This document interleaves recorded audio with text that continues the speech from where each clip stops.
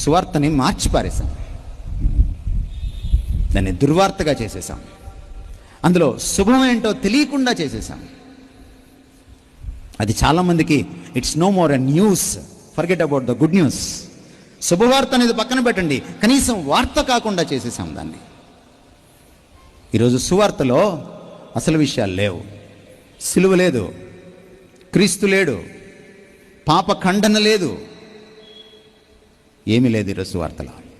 ఈరోజు సువార్త అంటే ఏంటంటే, క్రీస్తులోకి రా నీకు ఇవి వస్తాయి, క్రీస్తులోకి రా నీకు ఇవి దొరుకుతాయి. తాయిలాల ప్రసంగాలు, ప్రలోభ పెట్టే ప్రసంగాలు, మార్కెటింగ్ జరుగుతోంది. సువార్త పని ఒక పరిచర్య, it's a ministry, not a marketing. You don't market Christ, you minister Christ. Please understand this.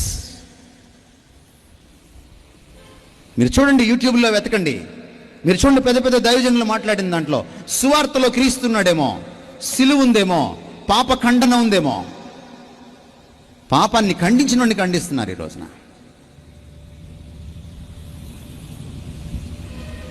నకిలీ సువార్త నకిలీ విశ్వాసుల్నే గెలుచుకుంటుంది, అసలు సువార్త అసలు విశ్వాసుల్నే తయారు చేస్తుంది.